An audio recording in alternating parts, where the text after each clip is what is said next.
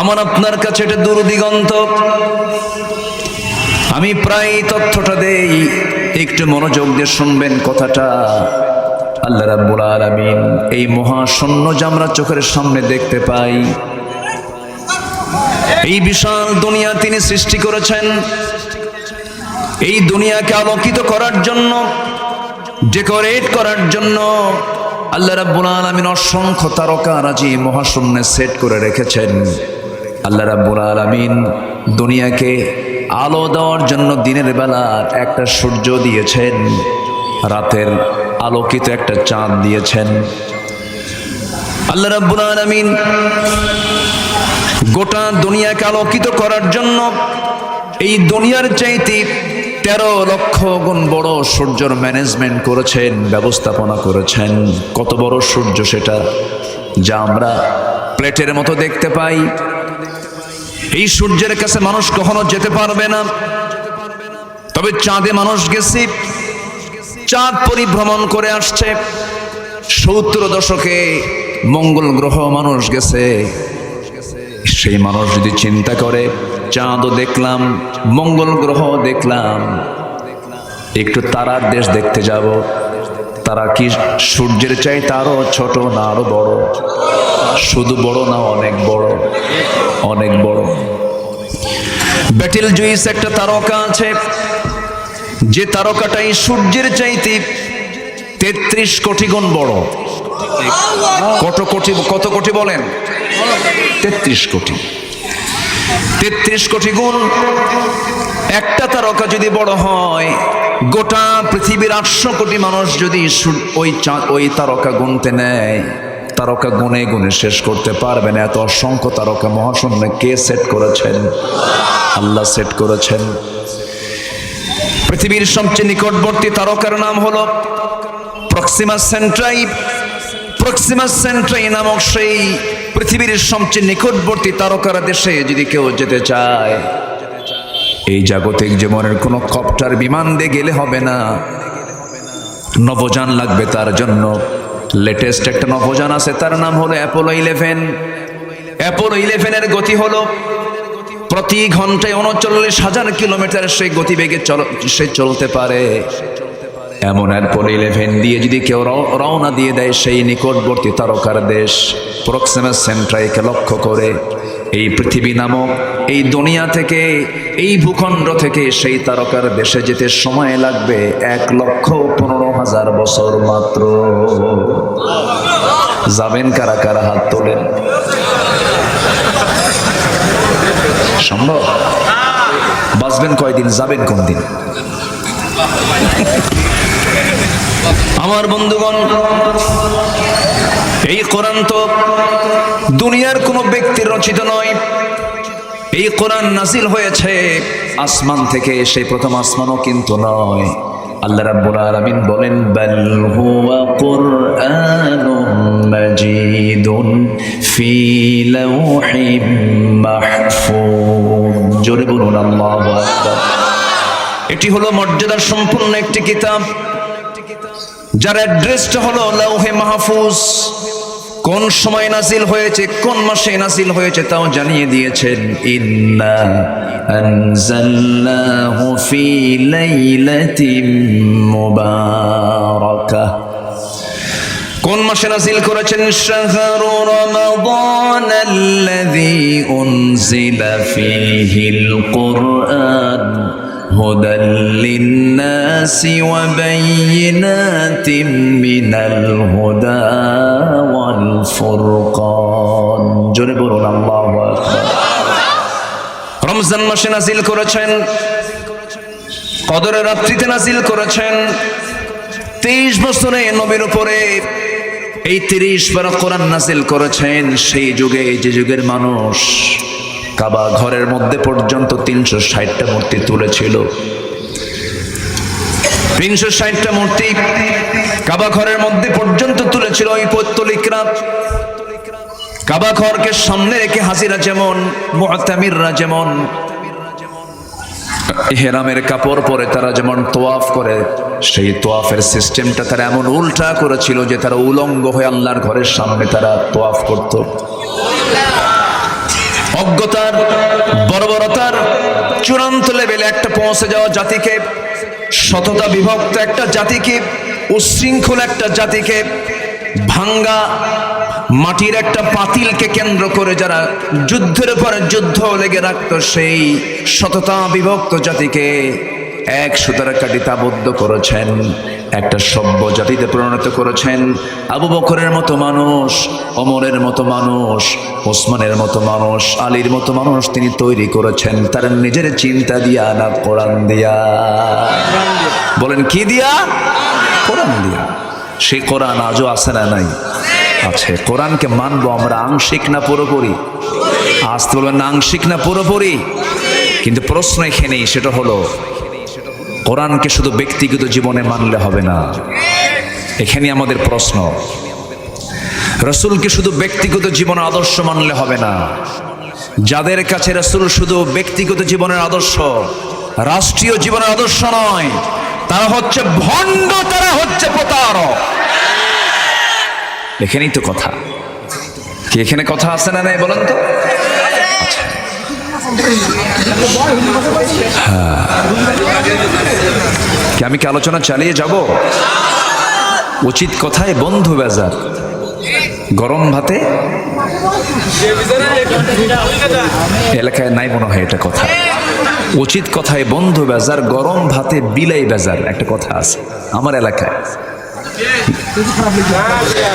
বিড়াল বিড়াল, আচ্ছা, বিড়াল কি কিছু কিছু এলাকায় বিলাই কয়, হ্যাঁ, ঢাকাতে বিলাই কয়। তো যাই হোক, হক কথা সবার সহ্য হয় না। হক কথা কি সবার সহ্য হবে? হবে না। সম্মানিত ভাইয়েরা, তাহলে আমরা কোরআনকে মানবো শুধু ব্যক্তিগত জীবনে না সকল জীবনে? এক বিভাগে না সব বিভাগে? কোরআন কি সব বিভাগের কথা বলতে পারে? কোরআন কি সব সমস্যার সমাধান দিতে পারে? পারে। এই বিশ্বাস যদি পরিপূর্ণ না থাকে তাকে ইমানদার বলা যাবে না। কোরআনকে আংশিক মানার নাম, এটা মুসলিমের পরিচয় নয়। এটা ইসলামকে আংশিক মানা যাবে না। ইসলামকে আংশিক মানলে তাকে মুসলিম বলা যাবে না। এই জন্য আল্লাহ তাআলা এটাও ক্লিয়ার করে দিয়েছেন। আল্লাহ রাব্বুল আলামিন বলেন, আংশিক মানবে আংশিক মানবে না তা হবে না। আল্লাহ রাব্বুল আলামিন সাফ কথা বলে দিয়েছেন, ইমানদারকে ডাক দিয়ে বলছেন, ইমানদাররা শোনো, সতর্ক হও। ইয়া আইয়ুহাল্লাযীনা আমানু দুখুলু ফিস-সিলমি কাফা ওয়া লা তাত্তাবিউ খুতুওয়াতিশ শাইতান ইন্নাহু লাকুম আদুউম মুবিন। জোরে বলুন আল্লাহু আকবার। ইমানদারেরা, তোমরা ইসলামে পরিপূর্ণরূপে দাখিল হয়ে যাও। আংশিক ঢুকবে আংশিক ঢুকবে না তা হবে না, পরিপূর্ণরূপে তোমাকে ঢুকতে হবে। শয়তানের পদাঙ্ক অনুসরণ করবে না। শয়তান তোমাদের প্রকাশ্য দুশমন। শয়তান তোমাকে মসজিদে নামাজ পড়তে গেছো, কিন্তু মসজিদ থেকে তুমি যখন বের হয়ে আসবে, শয়তান তোমার সঙ্গে লেগে আছে। আমার দেশে বহু মুসলমান আছে, মসজিদে গিয়ে নামাজ পড়ে আবার হোটেলে গিয়ে মদও খায়। আবার আমার দেশের বহু হাজি আছে, হজ করতেও যাবার মদের দোকানদারিও করে। আছে কি না? আছে কি না? আছে। মদের বার খুলেছে উনি, ওইদিকে আলহাজ এবং ট্রিপল হাজি, হ্যাট্রিক, কি 3 বার হজ করেছেন। আবার হাজি না বললে মন খারাপ করে। আছে কি না? আছে। কিন্তু যিনি হাজি হবেন, যিনি ইমানদার হবেন, যিনি মুসলিম হবেন, যিনি মুমিন হবেন, তিনি কোনোদিন ইসলামকে আংশিক মানবেন না, তিনি ইসলামকে পরিপূর্ণই মানবেন। যদি না মানেন তাহলে ওনার নাম ইমানদার নয়, ওনার নাম হাজি নয়, ওনার নাম মুসলিম নয়, ওটা ফাসিক, জালিম, মুনাফিক। এই গালিগুলো কি আমার না আল্লাহর? এই গালিগুলো কে দিয়েছেন? আমার তো দোষ দিয়ে লাভ নেই। এই গালিগুলো আল্লাহ দিয়েছেন। আমার বন্ধুগণ, আল্লাহ ব্যক্তিগতভাবেও ধরেছেন, কোরআনে কারীমের মধ্যে ব্যক্তিগতভাবেও ধরেছেন। ব্যক্তির নামেও সূরা আছে। আবুল আহাবের নাম সবাই শুনেছি তো নাকি? আবুল আহাব শুনে নাই? শুনেছে। আবুল আহাব কে? বলেন কে?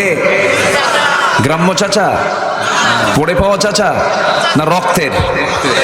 বাবার কি ভাই? আর সূরাটা কি রহমতের না গজবের? গজবের। কেন এই আয়াতটা নাযিল হলো?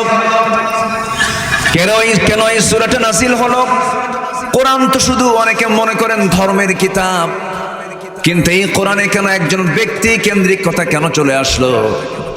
আবুল আহাবের নাম কেন নিলেন? মহান রব্বুল আলামিন একটা সূরা নাযিল করেছেন তার নামে। এই আবুল আহাব আমার নবীর জন্মের সময় খুব খুশি হয়েছিল। নবীর জন্মে খুশি হয়ে সে উট পর্যন্ত কোরবানি দিয়েছিল। আবুল আহাব দারুণ খুশি হয়েছিল, হারে আমার ভাই আব্দুল্লাহর ঘরে ফুল ফুটেছে, আলো জ্বলেছে।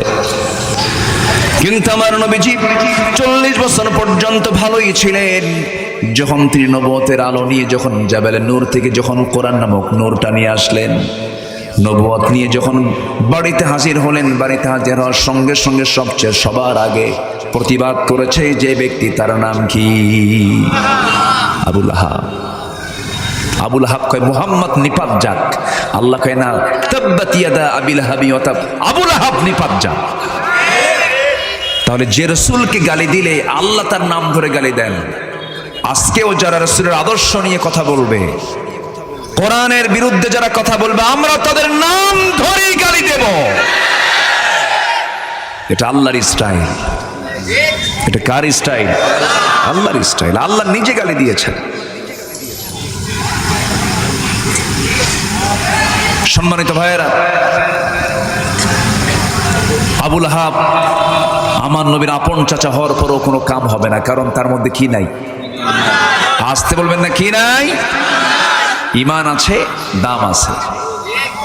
ঈমান নাই, দাম নাই। আমার দেশে বহু লোকের নামই হলো ঈমান আলী। আছে না? আছে, নাম ঈমান আলী, কিন্তু নামাজ পড়ে না। নাম হলো হিম্মত আলী, সাইকেলের চাকা বাস্ট হলে সিট হয়ে পড়ে। নাম হলো আতর আলী, গোটা গায়ে গাজার গন্ধ। নাম হলো রমজান আলী, রমজান মাসে দুপুরবেলা ভাত খায়। নাম হলো ফরোজ আলী, নফল নামাজও পড়ে না। নাম হলো বাদশা মিয়া, ভিক্ষা করে। নাম হলো খোকা মিয়া, বয়স 85 বছর, ও এখনো খোকাই আছে। তাহলে নামের দরকার না কামের দরকার? নামের দরকার না কামের দরকার? আল্লাহ তাআলা ঈমান দেখতে চান। একটা মানুষের দাম হয়ে যায় কখন? যখন তার মধ্যে কি থাকে? ঈমান থাকে। ঈমান নাই, কোনো দাম নাই। বিল গেটস পৃথিবীর ধনীর তালিকার একজন বড় ধনকুবের একজন ধনাঢ্য একজন ব্যক্তি। বিল গেটস আমেরিকার। সে তার সমস্ত সম্পত্তির একটা বিশাল অংশ দাম নেয়। আমার বন্ধুগণ, এই জন্য আমি আপনাদের কি শুরুতেই যে আহ্বানটা করব, হিন্দুর ছেলে হিন্দু হতে পারে, বৌদ্ধর ছেলে বৌদ্ধ হতে পারে, খ্রিস্টানের ছেলে খ্রিস্টান হতে পারে, এরপরে অন্যান্য ধর্মের পিতা থেকে সন্তান ওই ধর্মের অনুসারী হতে পারে, কিন্তু মুসলমানের সন্তান মুসলমান হতে পারে না যদি তার মধ্যে ইসলাম না থাকে। ইসলাম তার মধ্যে শর্ত হলো থাকতে হবে। ইসপি সাহেবের একটা কথা আমার খুব ভালো লেগেছে। তিনি বলেছেন, মুসলমানের ঘরের জন্ম নিয়ে আমরা ইসলামটাকে পাইছি, মুসলমান হয়েছি। আমরা মুসলমান হই নাই, আমরা মুসলমানই তো পেয়েছি বাবার কাছ থেকে। কিন্তু যারা মুসলমান হয়েছেন, বাবা মুসলমান ছিল না, তারাই বোঝে ইসলামটা কি। একটা কথা বলছেন না উনি, খুব দামি কথা। কিন্তু আমরা ঈমান তো আনি না, আমরা ঈমান পাইছি। আর আবু বকর ইবনে কুহাফা ঈমান ছিল না, কুহাফার ছেলে আবু বকর ঈমান পাইছেন না, ঈমান এনেছেন। খাত্তাবের ছেলে ওমর রাদিয়াল্লাহু আনহু ঈমান পেয়েছেন না, ঈমান এনেছেন। ওসমান ইবনে আফফানের ছেলে ওসমান, তিনি ঈমান এনেছেন না, ঈমান পেয়েছেন। আলী ইবনে আবি তালিব, আবু তালেবের ছেলে আলী, ঈমান এনেছেন না, ঈমান পেয়েছেন? এনেছেন। তাহলে ইমান আমরা আনছি না পাইছি? পাইছি। ইমানকে আনতে হবে না নাকি? আসতে কয় না? রাগ করতেছেন আপনারা? হুজুর আপনি কি ফতুয়া দেওয়া শুরু করলেন? রাগ করতেছেন নাকি? আমরা ইমান ভালো করে আনবো। আল্লাহ এক জায়গায় নিজেও বলছেন, ইয়া আইয়ুহাল্লাযীনা আমানু আমিনু, আছে না? তোমার ভালো করে ইমান আনো। ইমানদারকে ডাক দিয়ে আবার ভালো করে ইমান আনো। আমার বন্ধুগণ, কেন ভালো করে ইমান আনো? ইউসবিহু মুমিনান ওয়া ইউমসি কাফিরান। আখিরি জামানায় এমন হয়ে যাবে, সকালবেলা ইমানদার ইমান থাকবে, বিকালবেলা সে কাফের হয়ে যাবে। সামান্য স্বার্থের জন্য ইমানটা বিক্রি করে ফেলবে, আমানতদারিতা নষ্ট করে ফেলবে, ধ্বংস করে ফেলবে তার ইমানটাকে। সে নিজেও বুঝবে না তার ইমানটা কখন তার বিক্রি হয়ে গেছে। এই জন্য আমার বন্ধুগণ, আল্লাহ রাব্বুল আলামিন সেই জন্য বান্দাকে আরেক জায়গায় সুন্দর করে ডাক দিয়ে বলছেন, ইয়া আইয়ুহাল্লাযীনা আমানু তাকুল্লাহা হাক্কা তুকাতিহি ওয়া লা তামুতুন্না ইল্লা ওয়া আনতুম মুসলিমুন। জোরে বলুন আল্লাহু আকবার। ইমানদারেরা, তোমরা আমি আল্লাহ আমাকে যথাযথভাবে ভয় করো, যেমন করে ভয় করা উচিত তেমন করে ভয় করো। এরপর আল্লাহ রাব্বুল আলামিন বলছেন, কখনো মৃত্যুবরণ করো না, কখনো তুমি মৃত্যুবরণ করো না যতক্ষণ না তুমি ভালো করে মুসলমান হতে না পেরেছো। ইল্লা ওয়া আনতুম মুসলিমুন, মুসলমান তোমাকে ভালোভাবে হতে হবে, মুমিন তোমাকে ভালোভাবে হতে হবে। এমন একটা অপরাধ আছে যে অপরাধ করলে পরে রাসূল কত শক্ত কথা বলে দিয়েছেন। রাসূল বলেছেন যে অপরাধটা করলে পরে সেই বান্দা ইমানকে, দ্বীনকে সে ধ্বংস করে ফেললো। এই হাদিসটা যখন আমি পড়ি আমার কাছে দারুণ ভয় লাগে। আমি একটা প্রশ্ন করব আপনাদেরকে। এই হাদিস বলার পরে রাসূল বলেছেন, আস-সালাতু ইমাদুদ্দিন ফাকাদ আকামাহা ফাকাদ আকামাদ-দ্বীন ওয়া মান তারাকাহা ফাকাদ হাদামাদ-দ্বীন। রাসূল বলেছেন, দ্বীনের স্তম্ভ হলো সালাত, দ্বীনের খুঁটি হলো নামাজ। যে নামাজটা কায়েম করলো সে দ্বীনকে কায়েম করলো, আর যে নামাজটা ছেড়ে দিল সে যেন দ্বীনকে ধ্বংস করে ফেললো। এখন আপনি বলেন, আমার দেশের অধিকাংশ মুসলমান দ্বীন প্রতিষ্ঠার কাজে আছে না দ্বীন ধ্বংসের কাজে আছে?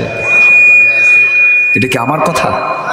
বলেছেন মুহাম্মদ সাল্লাল্লাহু আলাইহি ওয়াসাল্লাম।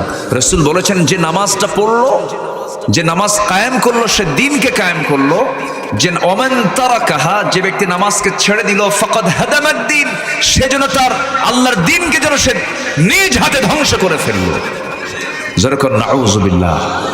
তাহলে আমার দেশের অধিকাংশ মুসলমান দ্বীন প্রতিষ্ঠার কাতারে আছে না দ্বীন ধ্বংসের কাতারে আছে? নামাজি বেশি না বেনামাজি বেশি? বেনামাজি বেশি।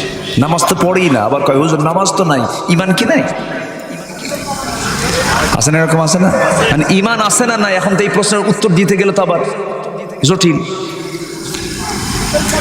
কোন ফতুয়া দিতে গিয়ে আবার কোথায় কোন কাফেরকে বানায় ফেলে। আমার দেশে তো কাফেরের ডিলারও আছে, আছে কিনা বলেন? ও কাফের, ও কাফের, ও কাফের, আছে না নাই বলেন? আছে। সম্মানিত ভাইয়েরা, দ্বীন ধ্বংস হয়ে যায় যে কাজে, যে ব্যক্তির দ্বারা, যে মুসলিমের দ্বারা মুসলমান পরিবারের জন্ম নিয়েছে, দ্বীন ধ্বংস হয়ে যাচ্ছে যে অপকর্মের দ্বারা, সেই নামাজের জন্য আমাদের কি প্রচেষ্টা আছে ভাই? সে নামাজের জন্য আমাদের কি মুজাহাদাটা আছে আমাদের? আমার দেশে এই মুহূর্তে এখন মসজিদের সংখ্যা বেশি না মুসল্লির সংখ্যা বেশি? বলেন। মসজিদই তো বেশি। এমনও মসজিদ আছে ফজরের মুসল্লি হলো আসল মুসল্লি, জোহর আসর মাগরিবের মুসল্লি আসল নয়। হ্যাঁ, এটারও গুরুত্ব আছে। একটা আদর্শ গ্রামের বৈশিষ্ট্য হবে, জোহর আসর মাগরিবে ওই গ্রামের মসজিদে যতটুকু মুসল্লি না হবে, সবচেয়ে বেশি মুসল্লি হবে হলো সালাতুল ফজরে। ঠিক কিনা? কিন্তু সেই ফজরের নামাজের সময় কিছু কিছু মসজিদ এমন আছে, মসজিদ পাকা, টাইলস লাগানো, এসি, শীতাতপ নিয়ন্ত্রিত, মুসল্লির সংখ্যা মোটে 3 জন, ইমাম, মুয়াজ্জিন, খাদেম। মানে ওনারাও থাকতেন না যদি দায়িত্ব না থাকতো। কি কথা কি বোঝা গেল? সম্মানিত ভাইয়েরা, কেন নামাজ কি অন্যের উপকার হবে না আমার উপকার হবে? বলেন, অন্যের উপকার না আমার উপকার? নামাজ কি সবাই পড়তে রাজি আছি? আজ সবাইকে নামাজ পড়তে রাজি আছি? আমি একটু পরে এই বিষয়ে কিছু কথা বলবো। আমি মূল আয়াতের দিকে আস্তে আস্তে চলে যাচ্ছি। নির্বাচনী প্রচারণা চলছে, চতুর্দিক থেকে মাইক এদিক সেদিক বাজতেছে, এর মাঝেও মাহফিল হয়ে যাচ্ছে। বলি আলহামদুলিল্লাহ, জোরে বলি আলহামদুলিল্লাহ। এই যে হাজার হাজার মানুষ আপনারা এসেছেন, এখানে কোনো হইচই আছে? এখানে কোনো উচ্ছৃঙ্খলপনা আছে? আচ্ছা, মসজিদে যখন ইমাম নামাজে দাঁড়ায় তখন কোনো হইচই থাকে? মাহফিলে কোনো হইচই আছে? এটা কিসের বরকত জানেন? বলেন তো, এটা কিসের বরকত? কোরআনের বরকত এটা। অতএব এই মাহফিল নিয়ে যাদের নেগেটিভ সেন্স, যারা নেতিবাচক চিন্তা করেন, আমি মনে করি তাদের রক্তের মধ্যে লুকানো আছে ফেরাউন হামানদের রক্ত। এটা মাথায় রাখবেন। এই মাহফিল আজকে অনুষ্ঠিত হলো, মাদককাঠিতে অনুষ্ঠিত হচ্ছে। এখানে যদি দুজন নামাজিও পয়দা হয়, দুজন নামাজিও যদি এখান থেকে বের হয়ে আসে, এটাই মাহফিলের সফলতা। উপকার আছে না নাই? বলেন, উপকার আছে না নাই? আচ্ছা, এই যে বসে আছি, চতুর্দিকে ফেরেশতারা আমার আপনার জন্য দাঁড়িয়ে দাঁড়িয়ে দোয়া করতেছে। যেরকম সুবহানাল্লাহ। সম্মানিত ভাইরা, কোন সূরা থেকে যেন আমি তেলাওয়াত করেছি বলেন তো? সূরাতুল হজ। আল্লাহ রাব্বুল আলামিন সূরাতুল হজের শেষ রুকুতেই, শেষ আয়াতে আল্লাহ রাব্বুল আলামিন ওয়া দিয়ে শুরু করেছেন। ওয়া মানে হলো এবং, মানে এর আগে একটা আয়াত আছে। আল্লাহ রাব্বুল আলামিন সে আয়াতের শুরুতেই ঈমানদারকে লক্ষ্য করে বলছেন, ইয়া আইয়ুহাল্লাযীনা আমানুরকাউ ওয়াসজুদু ওয়া'বুদু রাব্বাকুম ওয়াফআলুল খায়রা লা'আল্লাকুম তুফলিহুন। জোরে বলুন আল্লাহু আকবার। ও বিলিভার্স, ও বিশ্বাসীরা, যারা আমাকে বিশ্বাস করো, আমার রাসূলকে বিশ্বাস করো, কিতাবকে বিশ্বাস করো, ফেরেশতাকে বিশ্বাস করো, তাকদীরকে বিশ্বাস করো, জান্নাতকে বিশ্বাস করো, জাহান্নামকে বিশ্বাস করো, কিয়ামতকে বিশ্বাস করো, মহাপ্রলয়কে যারা বিশ্বাস করো, তাদেরকে ডাক দিয়ে বলছেন, তোমরা রুকু কারোর সামনে করবে না, রুকু করবে কার সামনে? রুকুটা হলো দাঁড়িয়ে থাকা এবং সেজদার মাঝে যে কাজ, সেই কাজের নাম কি বলেন? রুকু। মাথা নিচু করে রুকুতে যেয়ে তাসবিহ তুমি পড়বে, আল্লাহর সামনে তুমি রুকুটা করবে। রুকুর মতো হয়ে যায় এমন কোনো কাজ তুমি কারোর সামনে করবে না। রুকুর মতো আচরণ করে এমন কিছু লোক দুনিয়াতে আছে না নাই বলেন?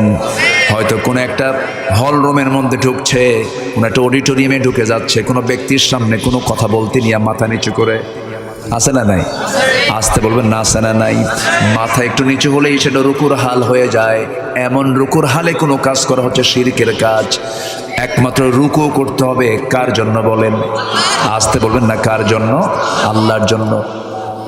আমার নবীজি কোন ব্যক্তির দ্বারা, কোন সাহাবীর দ্বারা রুকুর হালতে সে রাসূলকে সম্মান জানিয়েছে এমন একটা হাদিস আমরা দেখতে পাই না। আমার নবীজির কদম মোবারকে কেউ চুমু খেয়েছে, সেজদা দিয়েছে, এমন কোন হাদিস আমরা পাই না। এই পৃথিবীর সবচেয়ে সম্মানজনক কদম যদি কারো থাকে, আমার নবীর কদমই তো আছে, ঠিক কিনা বলেন? আমার নবীর কদমের চাইতে বড় কদম আর কার হতে পারে? যে কদম আরশ আজিম পর্যন্ত পৌঁছে যায়, যে কদমকে আল্লাহ রাব্বুল আলামিন কত সম্মান দিয়েছেন, কত মর্যাদা দিয়েছেন, কিন্তু আমরা কোনোদিন শুনতে পেলাম না, দেখতেও পেলাম না কোন সাহাবী রাসূলের পায়ে গিয়ে সেজদা দিয়েছেন, চুমা দিয়েছেন। কিন্তু আমার দেশের বহু ভণ্ড দরবার আছে, যে সমস্ত দরবারে মুরিদরা গিয়ে ওই ভণ্ড দরবেশ নামের শয়তানদের কদমে গিয়ে চুমা খায়। আসতে বলবেন না, আছে না নাই? আচ্ছা, এটা কি ইমানদারের কাজ না মুশরিকের কাজ? ইমানদারের কাজ না মুশরিকের কাজ? মুশরিকের কাজ। ইমানদার এমন কাজ করতে পারে না। আমার নবীজি একদিন সাহাবে কেরামদের সামনে দাঁড়ায় ছিলেন, পাহাড়ি একটা উট এসে আমার নবীজির কদমে সে সেজদায় পড়ে গেল। সাহাবে কেরাম বললেন, ইয়া রাসূলুল্লাহ, পাহাড়িয়া উট আপনাকে চিনে, আপনাকে সম্মানজনক সেজদা দিল, আমরা আপনাকে সম্মানজনক সেজদা দিয়ে ধন্য করি।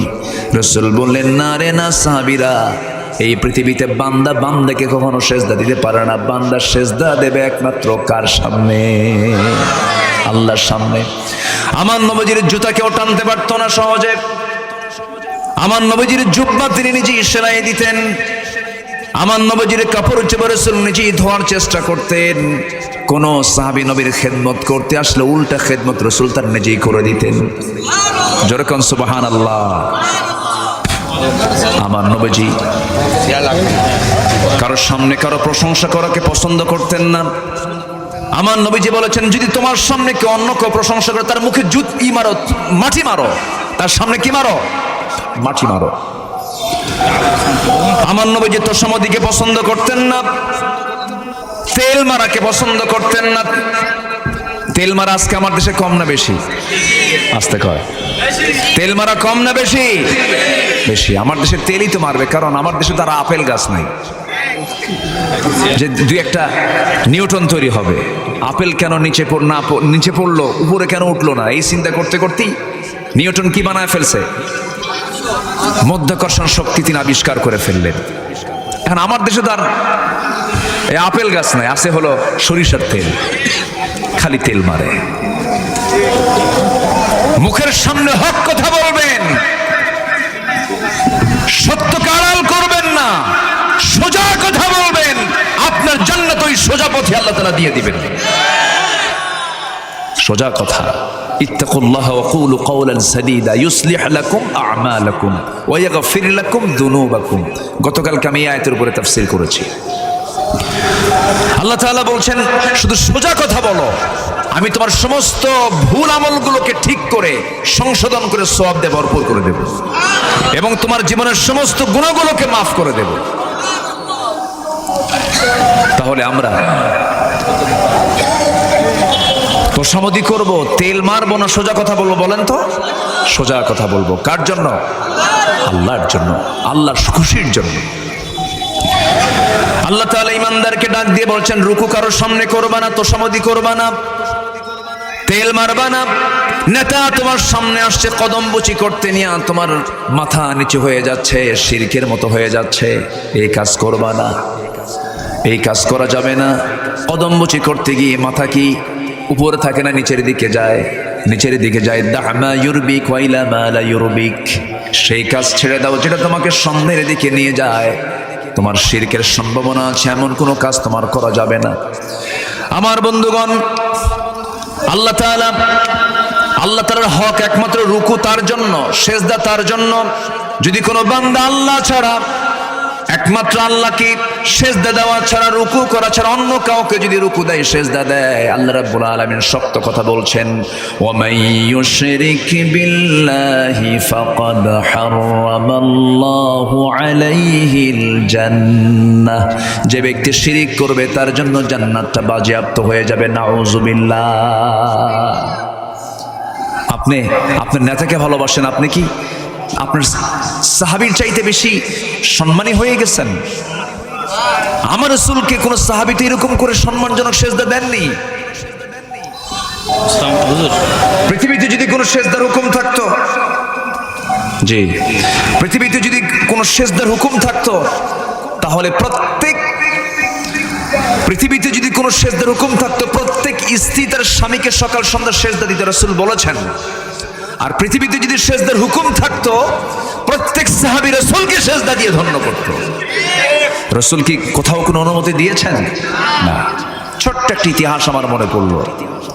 আমার নবীজি দুটো জায়গায় দ্বীনের কাজ করতে গিয়ে সবচেয়ে বেশি রক্ত ঝরিয়েছেন। একটা হলো তায়েফ, আরেকটা হচ্ছে উহুদের প্রান্তর। তায়েফে গেছেন হচ্ছে কালিমার দাওয়াত দিতে, আর উহুদে গেছেন হলো অস্ত্র নিয়ে জিহাদের ময়দানে দ্বীন প্রতিষ্ঠার সংগ্রাম করতে। ঠিক কি না? তায়েফে তিনি মার খেয়েছেন, আর উহুদে মার খেয়েছেন এবং মার দিয়েছেন। ঠিক কি না? আচ্ছা, তায়েফের ময়দানে আমার নবীজি যখন কালিমার দাওয়াত দিতে গেলেন, তিনি কি ফুল পেয়েছিলেন না পাথর পেয়েছিলেন? পাথর পেলেন, মার খেলেন। আমি লম্বা কথায় যাব না, লম্বা ইতিহাসে আমি যাব না, লম্বা ঘটনায় আমি যাব না। মার খেলেন। আমার নবীজির পাশে কিন্তু কেউ নাই। নবীজি রক্তাক্ত অবস্থায় পড়েও থাকলেন। নবীর পাশে কেউ নাই। সিরাত ইবনে হিশামের ভিতরে এসেছে, আমার নবীজি সেই তায়েফের ময়দানে কালিমার দাওয়াত দিতে গিয়ে 1 রাত নয় 2 রাত নয় 3 দিন 3 রাত না খাওয়া ছিলেন।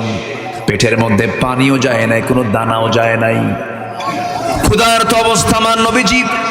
এমন অবস্থায় যখন কাফের মুশরিকরা ওই তায়েফের সমস্ত বদমাইশগুলো যখন রাসূলকে টার্গেট করে যখন পাথর মারা শুরু করে দিয়েছে, মাথা রক্তগুলো মাথা আঘাত করেছে, গোটা শরীরে পাথরগুলো সে যখন পড়া শুরু হয়ে গেল, মাথা রক্তগুলো গড়ে গড়ে পা পর্যন্ত পৌঁছে গেছে, জুতার তলার সাথে পায়ের তলার জমাট বেঁধে গেছে। নবীজি বেহুশ হয়ে জমিনে পড়ে গেছেন। আমার নবীজির যখন হুঁশ ফিরেছে, আমার নবীজি বারবার পিছনের দিকে তাকায় দেখেন ওরা আছে নাকি। সবাই ভেবেছে মনে হয় মুহাম্মদ বিন আব্দুল্লাহ দুনিয়া থেকে বিদায় নিয়েছে, মনে হয় বেঁচে নাই। আমার নবীজি সঙ্গে সঙ্গে পিছনের দিকে তাকায় যখন নিশ্চিত হলেন, পিছনের দিকে তাকায় যখন নিশ্চিত হলেন ওরা সব চলে গেছে, রাসূল সেই সময় করলেন কি একটা দৌড় মারলেন, আত্মরক্ষার্থে দৌড়টা মারলেন, কিন্তু গায়ে কোনো শক্তি নাই, খাবার নাই, পানি নাই। দৌড় মেরে যখন সামনের দিকে যেতে লাগলেন আর পারছেন না, সামনে একটা আঙ্গুর বাগান দেখলেন। আঙ্গুর বাগান দেখার মাত্র তিনি ভিতরে ঢুকে গেলেন সেফটির জন্য। ঢোকা মাত্র আর শক্তি পাচ্ছেন না, তিনি মাথাটা চক্কর মেরে তিনি চিত হয়ে পড়ে গেছেন। নবীর পাশে সেই সময় কেউ নাই।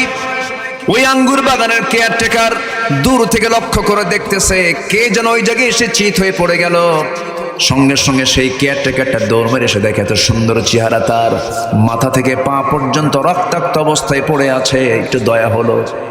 আঙ্গুর বাগান থেকে থোকা থোকা কয়েকটা আঙ্গুর পেরে নিয়ে হাতের মধ্যে চিপে চিপে মোটে 1 গ্লাস আঙ্গুরের রস প্রস্তুত করে আমার নবীর হাতে যখন তুলে দেওয়া হলো, আমার নবী হাতটা নিলেন, আগায় দিলেন, হাত কাঁপতেছে, গ্লাসটা হাতের মধ্যে নিলেন, বিসমিল্লাহ বলে 3 ঠোকে পান করলেন। মুস্কি একটা হাসি মেরে ওই যুবকের দিকে তাকায় বলছেন, যুবক তোমাকে ধন্যবাদ, তুমি আমাকে এই দুঃসময় আমার পাশে তুমি দাঁড়ালে। যুবক তোমার পরিচয়টাকে আমি দেব নাকি? তোমার নাম তো আদ্দাস। যুবকটা মনে মনে চিন্তা করলো, কোনোদিন দেখা হলো না, কথা হলো না, আমার নামটা সে জানলো কেমনে? আমার নবীজি বলছেন, যুবক মনে মনে কি চিন্তা করো, আমি তোমার গ্রামের নামটা বলতে পারি, তোমার জন্ম হলো নিনুয়া নামক গ্রামে। আরো আশ্চর্য হয়ে গেল। রাসূল বলছেন, ও আদ্দাস তুমি আরো আশ্চর্য হচ্ছে মনে হয়, আমি আরো কিছু জানি, সেটা হলো তোমার যে গ্রামে জন্ম সেই গ্রামে জন্ম নিয়েছেন বিখ্যাত পয়গম্বর ইউনূস আলাইহিস সালাতু ওয়াস সালাম। এই তথ্য আপনাকে কে দিল? এতগুলো আপনি জানলেন কেমনে? রাসূল বলছেন, শোনো আদ্দাস, তুমি যার সামনে দাঁড়িয়ে কথা বলতেছো, একজন নবীর কাছে তো আরেকজন নবীর খবর থাকতেই পারে। জোরে কোন সুবহানাল্লাহ, আরো জোরে বলে সুবহানাল্লাহ। আমার বন্ধুগণ, আমার ভাইয়েরা, মনোযোগ দিয়ে কথাটা একটু শোনার চেষ্টা করেন। আমার নবী যেমন সময় বললেন, ওরে আদ্দাস তোমার কি বুঝতে আর দেরি আছে নাকি? আদ্দাস এবার খ্রিস্টানি কায়দায়, সে ছিল খ্রিস্টান, খ্রিস্টানি কায়দায় 2টা হাত নিয়ে নবীর কদম মোবারকে রেখে তাকে সেজদা দিয়ে ধন্য করবে। এই চেষ্টায় যখন সে সামনের দিকে আগায় যাচ্ছে, রাসূল করলেন কি, চট করে তার 2 হাত ধরে ফেললেন। 2 হাত ধরে ফেলে বুকের সঙ্গে বুক লাগায় দিয়া বলছেন, আদ্দাস তুমিও বান্দা আমিও বান্দা, ইন্নামা আনা বাশারুম মিসলুকুম ইউহা ইলাইয়া আন্নামা ইলাহুকুম ইলাহু ওয়াহিদ। ও আদ্দাস, আমার কাছে ওহী আসে, তোমার কাছে ওহী আসে না। আমি হলাম নবী, তুমি নবী ছাড়া, এতটুকুই তফাৎ। কিন্তু তুমিও বান্দা আমিও বান্দা। বান্দা বান্দাকে সেজদা দেবে না, বান্দা সেজদা দেবে একমাত্র কাকে? আল্লাহকে সেজদা দেবে। আদ্দাসের বুঝতে দেরি হলো না। আদ্দাস হাত চাগায় দিয়ে বাড়ায় দিয়ে বলতে, স্যার দেরি করবেন না, আপনি নিশ্চিত আল্লাহর পয়গম্বর, আপনি আমাকে পড়িয়ে দেন, আশহাদু আল্লা ইলাহা ইল্লাল্লাহু ওয়াহদাহু লা শারীকা লাহু ওয়া আশহাদু আন্না মুহাম্মাদান আবদুহু ওয়া রাসূলুহু। হেদায়েতের মালিককে রাসূল দাওয়াত দিতে গিয়ে তিনি কি ব্যর্থ হয়েছেন না সফল হয়েছেন? আজ তো সফল হয়েছেন না ব্যর্থ হয়েছেন? তাহলে তাহলে আমার বন্ধুগণ দাওয়াত দিতে গেলে ফুল পাওয়া যায় না মায়ের পাওয়া যায়? আজ থেকে ফুল পাওয়া যায় না মায়ের পাওয়া যায়? দিন কায়েমের সংগ্রাম করতে গেলে রক্ত ঝরাতে হয়, মায়ের খেতেও হয়, মার দিতেও, মায়ের খাওয়াও সুন্নত, মার দেওয়াও সুন্নত। আল্লাহ রাব্বুল আলামিন রুকু করতে বললেন, সেজদা দিতে বললেন শুধুমাত্র আল্লাহর জন্য। ওয়াবুদু রাব্বাকুম, একমাত্র তারই দাসত্ব করবে। ওয়াফআলুল খায়রা, ভালো ভালো কাজ করবে, নেক কাজ করবে, খারাপ কাজের কাছে যাবে না। ইমানদার সারা জীবনে সে চেষ্টা করবে, তার জীবনের ক্যারিয়ার হলো ইমানদারের জীবনে কোনোদিন হারাম কাজ কখনো সংগঠিত হতে পারে, আসতে বলবেন না পা। আলহামদুলিল্লাহ। সবচেয়ে বড় কথা হলো দাড়িওয়ালা ছিলেন মুহাম্মদ সাল্লাল্লাহু, বিশ্বের সেরা মানুষ। দাড়িবিহীন না দাড়িওয়ালা? আমিও দাড়িওয়ালা হয়ে যাব। জোরে বলি ইনশাআল্লাহ, আরো জোরে বলি ইনশাআল্লাহ। রাগ করলেন না তো? প্রসঙ্গ আসছে একটু।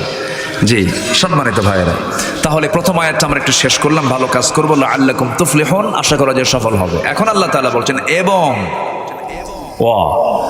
জাহিদু ফিল্লাহি হাক্কা জিহাদিহি হুয়া ইজতাবাকুম ওয়া মা জাআলা আলাইকুম ফিদ-দীন মিন হারাজ মিল্লাতা আবিকুম ইব্রাহিম হুয়া সাম্মাকুমুল মুসলিমিন। অনেক লম্বা কথা, আমাকে সময় দিচ্ছেন তো? চাচা যাই কোথায়? এই চাচা, চাচা যান, কিছু কয় না, চাপচুপ লাগছে মনে হয়। তবে আমি আজকে খুবই খুশি যে আজকে আমাকে খুব আগে ভাগে উঠায় দিয়েছেন। আমি এতটাই খুশি হয়েছি কমিটির উপরে, দারুণ খুশি আমি। এই মাহফিল যেন একটা মডেল হয়ে যায় যে মেহমানকে আগে ভাগে ওঠানো ভালো। ম্যাক্সিমাম মাহফিল আমার উঠায় দেয় কখন জানেন? 12টায়। 12টায় উঠায় দিয়ে বলে হুজুর আপনি এখন মানে পাগলা দেখেন। 12টায় তো পাগলাই হয়ে যায় মানুষ।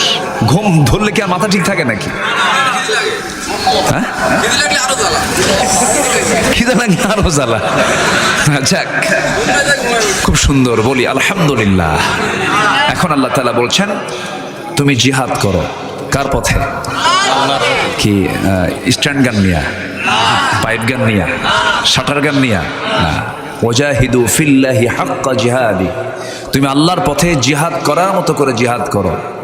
এখন জিহাদকে নিয়ে, জিহাদ এবং জঙ্গিবাদ, যেটা আমার এসপি মহোদয় বলে গেছেন, উনি সময় পাননি, ওনার আরো বহু কথা ছিল, উনি কিন্তু শর্ট করে বলছেন।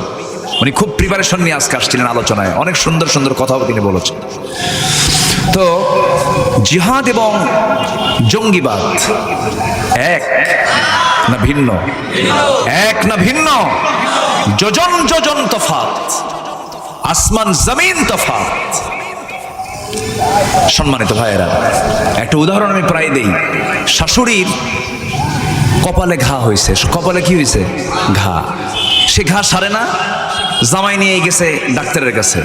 ডাক্তার মহাশয় বলে দিলেন যে আপনার শাশুড়ি আম্মাকে এই ঘা যদি সারাতে হয় এই অয়েন্টমেন্টটা দিলাম, মলমটা দিলাম, লাগায় দিবেন। আর কোনো ক্রমেই যেন মশা মাছি যেন এই ঘায়ে না লাগে। এই যদি লাগে তাহলে ইনফেকশন হবে, এটা সুস্থ মানে সে কখনো সুস্থ হতে পারবে না, আপনি একটু খেয়াল করবেন।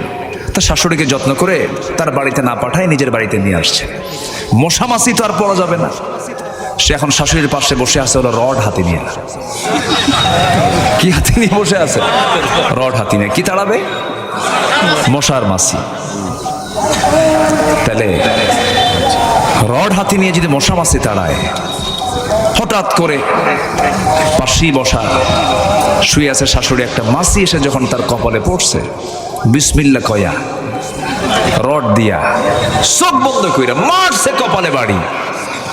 এখন মাছি মরবে না শাশুড়ি মরবে? আজকের সমাজে কিছু ভুল বুঝের কিছু মানুষ আছে, জিহাদকে বিকৃত অর্থ করে জঙ্গিবাদী কায়দায়, সন্ত্রাসী কায়দায় যারা দিনকে, ইসলামকে প্রশ্নবিদ্ধ করতে চায়, তারাই হচ্ছে ইসলামের সবচাইতে বড় দুশমন। এর জন্য সুনির্দিষ্ট সুশৃঙ্খল নীতিমালা ইসলামে আছে না নাই? আছে। আমার নবীজি মক্কায় থেকে 13 বছর যতদিন ছিলেন মক্কায়, আমার নবী কিন্তু কাবার ভিতরে থাকা সেই 360টা মূর্তিকে সামনে রেখেই তিনি নামাজ পড়েছেন। পারেন নাই? শোনাতে পেরেছেন? পেরেছেন কখন? যখন তার হাতে কি এসেছিল? ক্ষমতা, দ্য পাওয়ার। দি পাওয়ার যখন তার ক্ষমতা এসেছিল তখন তিনি তার জন্য সরাতে কঠিন হয়েছে না সহজ হয়েছে? সহজ হয়েছে। আকলমন্দ ইশারা বা আসাদ, সচেতন ব্যক্তির জন্য ইঙ্গিতগুলোই যথেষ্ট। একটু আমার বুঝে নেই কথাগুলো। তাহলে জিহাদের একটা সংজ্ঞা হলো to exert one's utmost endeavour in promoting a cause. কোনো উদ্দেশ্যকে সাধনের জন্য প্রাণান্তকর যে চেষ্টা, অর্থাৎ আল্লাহর জমিন, আল্লাহর দ্বীন, বিধান, আইন, কানুনকে প্রতিষ্ঠা করার জন্য প্রাণান্তকর যে চেষ্টা, দাওয়াতি কাজ, এটাও জিহাদের অংশ। আল্লাহু আকবার বলেন। প্রশিক্ষণ, এটাও দাওয়াতের অংশ। শিক্ষা অর্জন, এটাও দাওয়াতের অংশ। আচ্ছা, এই দেশ কেমনে স্বাধীন হয়েছে বলেন তো? এই দেশ কেমনে স্বাধীন হয়েছে? এই দেশ স্বাধীন করার জন্য কি রক্ত ঝরে নাই? আছে, রক্ত ঝরে নাই? দুই এক ফোঁটা রক্ত গেছে? লক্ষ লক্ষ মুক্তিযোদ্ধা, লক্ষ লক্ষ মানবতা রাস্তায় নেমে এসে জালিমদের বিরুদ্ধে মোকাবেলা করে এই দেশকে তারা স্বাধীন করেছেন। আমরা তাদেরকে স্মরণ করি, শ্রদ্ধার চোখে দেখি। তাহলে একটা দেশকে স্বাধীন করার জন্য যদি রক্ত ঝরাতে হয়, দিন কায়েমের জন্য শুধু ওই মিষ্টি মিষ্টি কথাই দিন কায়েম হবে না, জান মাল কুরবান করতে হবে মুসলমান। রাজি আছেন কারা কারা? হাত উঁচু করে দেখান।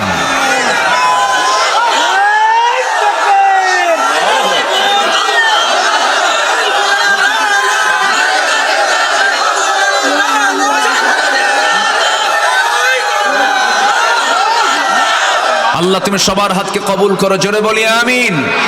এই স্লোগান নামাজে আছে না নাই? এই স্লোগান আজানে আছে না নাই? এই স্লোগান একামতে আছে না নাই? এই স্লোগান জানাজায় আছে না নাই? এই স্লোগানকে যারা ভয় পায় তাদের জানাজারও দরকার নাই।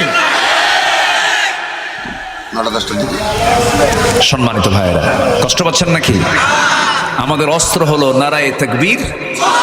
ইনকিলাবের অস্ত্র মোদের লা ইলাহা ইল্লাল্লাহ, লা ইলাহা ইল্লাল্লাহ, লা ইলাহা ইল্লাল্লাহ, লা ইলাহা ইল্লাল্লাহ।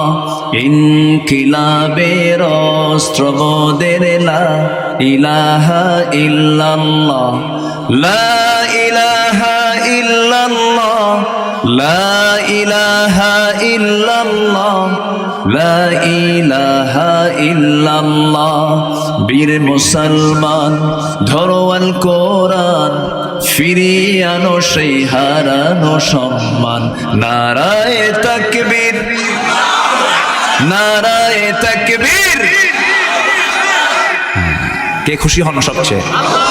আল্লাহু আকবার। আকবার মানে কি? সবচেয়ে বড়। তিনি কে? আমার। আরো জানেন তিনি আমার কে? আল্লাহ তাআলা। ওয়াজাহিদু ফিল্লাহি হাক্কা জিহাদিহি হুয়া জাতাবাকুম ওয়া মা জাআলা আলাইকুম ফিদ-দীন মিন হারাজ। তিনি তোমাদেরকে নির্বাচিত করেছেন এবং তোমাদের জন্য দিনটাকে তোমাদের জন্য আড়ষ্ট করেন নাই, কষ্টকর বোঝা বানিয়ে দেন নাই। তোমাদের জন্য দিনটাকে সহজ করে দিয়েছেন। যেরকম সুবহানাল্লাহ। কিন্তু আমরা দিনটাকে কি বানায় নিয়েছি? কঠিন বানায় নিয়েছি। দিন না মেনে, যাকাতের পক্ষে না কথা বলে সুদের পক্ষে কথা বলি। আমার সমাজে, আপনার সমাজে আজকে যাকাত কায়েম না সুদ কায়েম? আসতে বলেন, যাকাত কায়েম না সুদ কায়েম? সুদ খাওয়া কি? সুদের অঙ্ক কষা কি? সুদ দেওয়া কি? তাহলে কেউ কি বলতে পারবেন যে আমি সুদের মধ্যে নাই? কেউ কি বলতে পারবেন? আমি আপনি কেউ নাই নাকি? হ্যাঁ,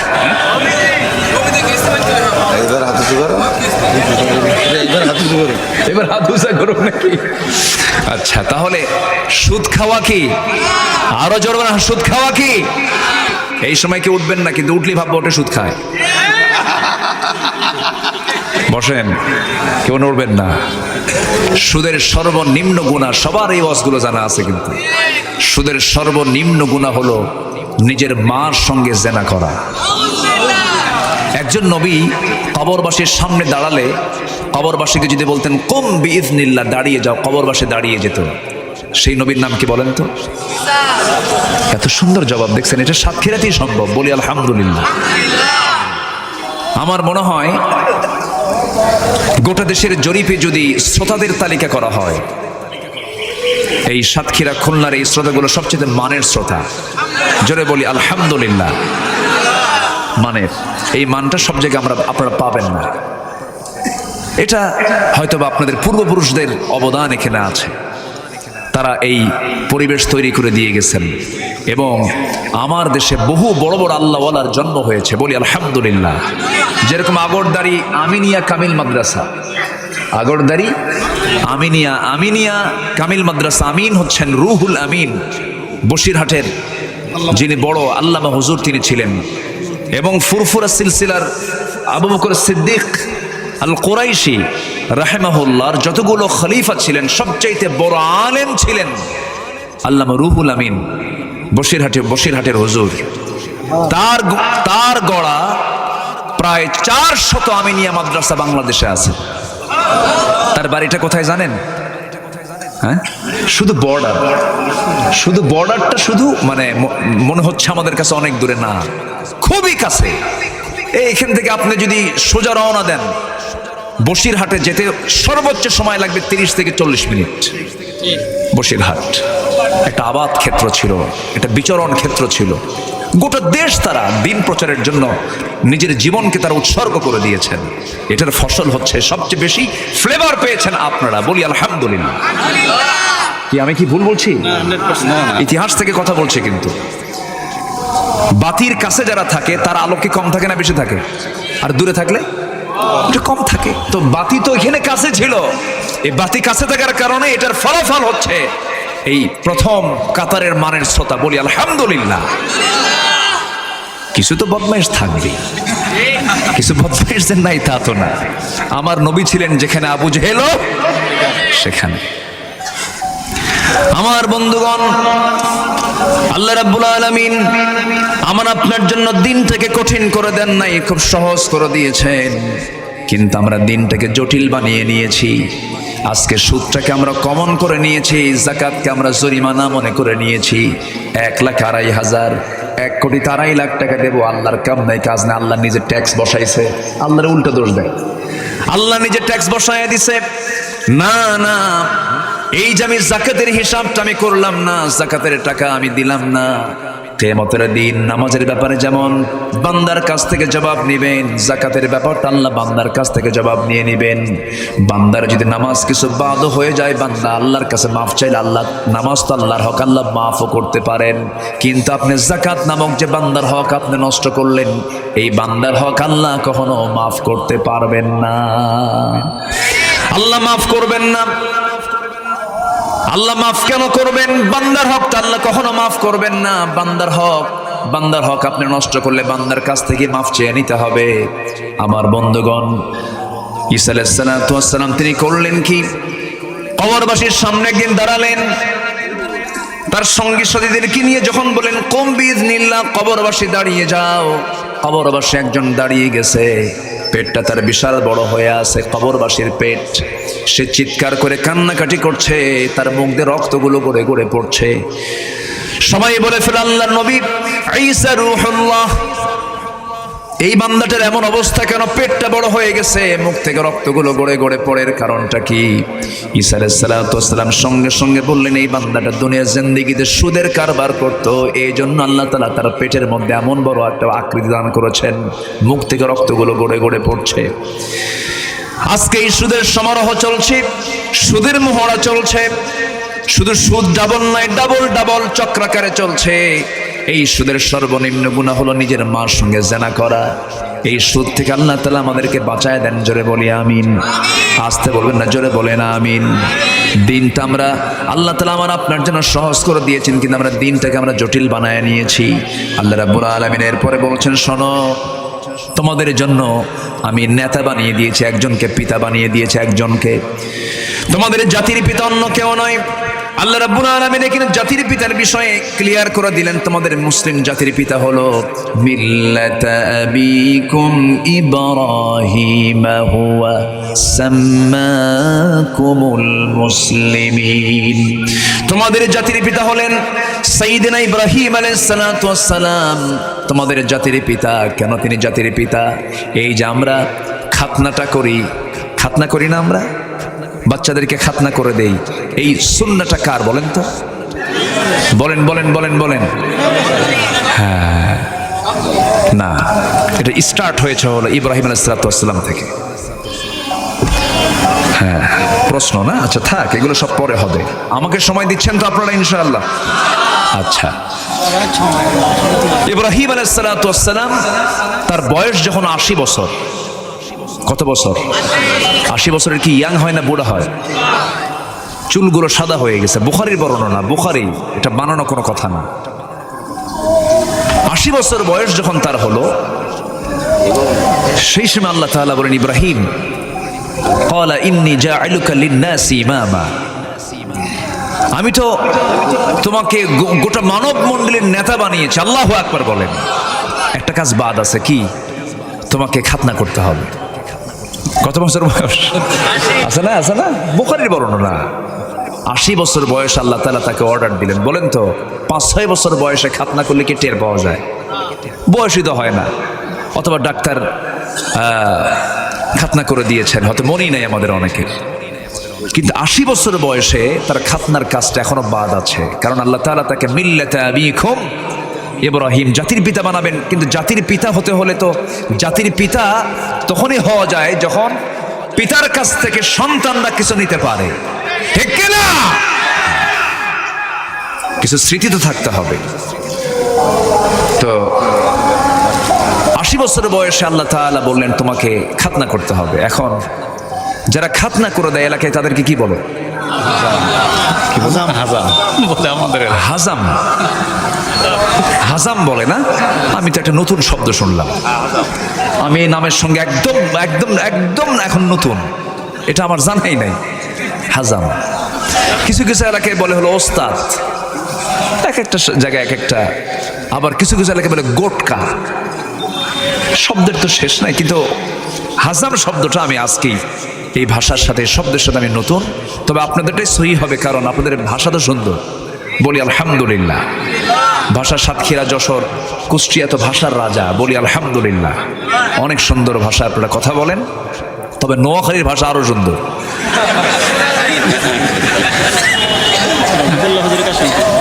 নোয়াখালী তো না, তাদের ভাষা তাদের কাছে সুন্দর। কোনো ভাষাকে আমরা গালমন্দ করব না। সব ভাষায়, সব ভাষার মালিক কে বলে?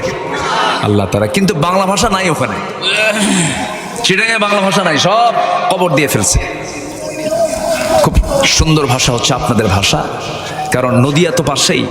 নদিয়া, তারপরে এই যে মুর্শিদাবাদ, এগুলো এই পাশাপাশি থাকার কারণে এই ভাষাগুলো, এই বেল্টে ভালো আছে। বলি আলহামদুলিল্লাহ, এটা ভালো। হাজাম না? হাজাম। এখন এই 80 বছর বয়সে কি হাজাম দিয়া এই কি বলে খাতনা কি করা সম্ভব? কন্ত বয়স তো 80 হয়ে গেছে, এখন তার লুঙ্গি তো খুলবে না অন্য কেউ, সদর দ্বার খোলা সম্ভব না। দেখেন, ওয়াইদ ইবতালা ইব্রাহিম রাব্বুহু বিকালিমাতিন ফাতাম্মাহুন্না, আল্লাহ তাআলা ইব্রাহিম ইসলামকে অনেকগুলো পরীক্ষা, বিকালিমাতিন, অনেকগুলো বিষয়ে পরীক্ষা করেছেন। প্রত্যেকটা পরীক্ষায় জাতির পিতা ইব্রাহিম আলাইহিস সালাম ফেল না সাকসেস, ফেল না সাকসেস, মহা সফল তিনি। বিশাল পরীক্ষা। বাপ পর্যন্ত তার বিরুদ্ধে, চিন্তা করা যায়? বাপ বিরুদ্ধে। বাপ কয়, নমরুদ আমি তোমার কাছে আছি। চিন্তা করেন, বাপ কয় নমরুদ তুমি চিন্তা করো না, আমি আছি সাথে, আমি আমার ছেলের সাথে নাই। ইব্রাহিম আলাইহিস সালাম চোখের পানি ফেলতে ফেলতে বলছে, আল্লাহ বাপটা পর্যন্ত আমার বিরুদ্ধে, আল্লাহ তুমি কি আমাকে বিপদ থেকে বাঁচাবে না? আমার বাপ আমার বিরুদ্ধে অবস্থান করে চরকিতে হাত দিয়ে আমার বাপ আমাকে আগুনে ফেলতে চায়, আল্লাহ তুমি আগুনের মালিক, তুমি আমাকে বাঁচাও। আল্লাহু আকবার বলেন। পরীক্ষাটা কত মজবুত পরীক্ষা। তিনি জীবনে 3টা হিকমতপূর্ণ কথা বলেছিলেন। কয়টা হিকমতপূর্ণ কথা বলেছিলেন? যেটা মিথ্যাও নয়, আবার স্ট্রেটও নয়। এই জন্য তিনি আফসোস করতেন, এবং তিনি বলেছেন, দেখো হাসরের ময়দানে তার কাছে যখন তার সন্তানরা যাবে, তিনি বলবেন আমি কিছু বলতে পারবো না, তোমার আখিরি জামানার পয়গম্বরের কাছে যাও। আল্লাহু আকবার বলেন। তিনি জীবনে 3টা হিকমতপূর্ণ কথা বলেছিলেন। যখন তাকে বলা হলো ইব্রাহিম চলো আমরা এই শহর ছেড়ে আমরা অন্য শহরে যাব বেড়াতে, আমরা কিছু কাজ করতে যাব, মেলায় যাব আমরা। তিনি বলেন যাব না কেন, সমস্যা আছে কি? আমি অসুস্থ, ইন্নী সাকিম, বুখারীর বর্ণনা, ইন্নী সাকিম, আমি যাব না। সঙ্গে সঙ্গে তিনি যে শারীরিকভাবে অসুস্থ ছিলেন তাও কিন্তু নয়, কিন্তু মানসিকভাবে তিনি অসুস্থ ছিলেন, এটা সত্য। তবে তিনি একটা আশ্রয় নিয়েছেন, কথার হেকমতপূর্ণ কথা তিনি এখানে প্রয়োগ করেছেন। এরপরে সবাই এসে যখন দেখলো মূর্তিগুলো ভাঙ্গা, মূর্তিগুলো ভাঙছে কি, তিনি বললেন মূর্তি ভাঙছে কি, মূর্তিকে জিজ্ঞেস কর। আল্লাহু আকবার। আমার বাপ দেখছেন কি করে গেছে, আমার বাপ কি করে গেছে, আর আমরা কি করি। ইব্রাহিমের বাপ আজর মূর্তি বানিয়েছে, মূর্তিগুলো বানায়া সেই মূর্তিগুলো রবগুলোকে বাজারে বিক্রি করার জন্য নিয়ে যায়। মাঝে একদিন ছেলেকে ডাক দিয়ে বলছে, ইব্রাহিম এই রবগুলো আমি বেচবো আজকে, মূর্তিগুলো তুমি বাজারে ঝুড়িতে করে নিয়ে আসো।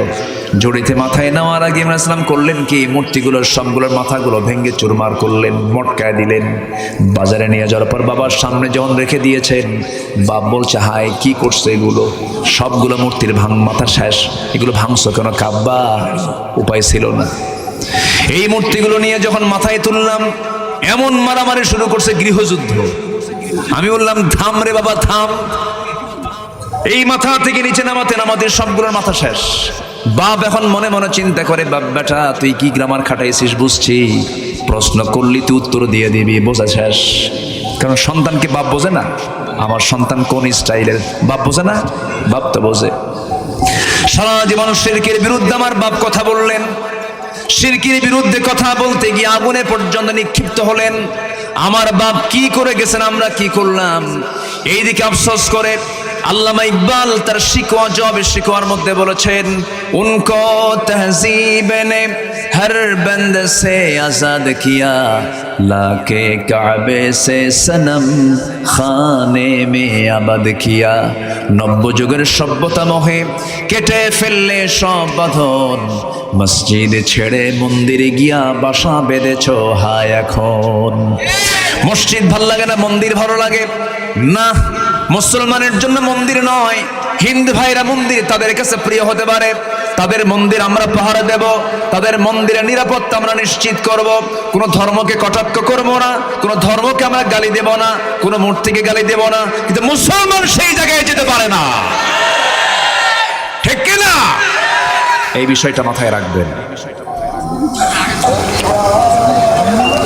কষ্ট পাচ্ছেন নাকি আপনারা? নারিকেলের নাড়ু খায় কিছু মুসলমান আছে না নাই বলেন? আচ্ছা আমার হিন্দু ভাইরা কি কখনো ঈদগাহে আসে?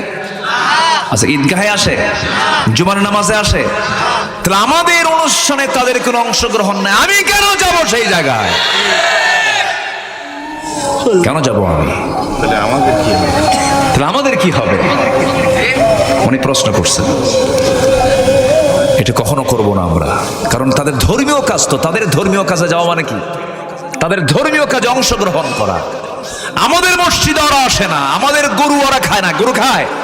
খায় নাকি গরু? তা আপনি কেন নারিকেলের নাড়ু খাবেন? ঠিক কিনা? কথা তো এখানে।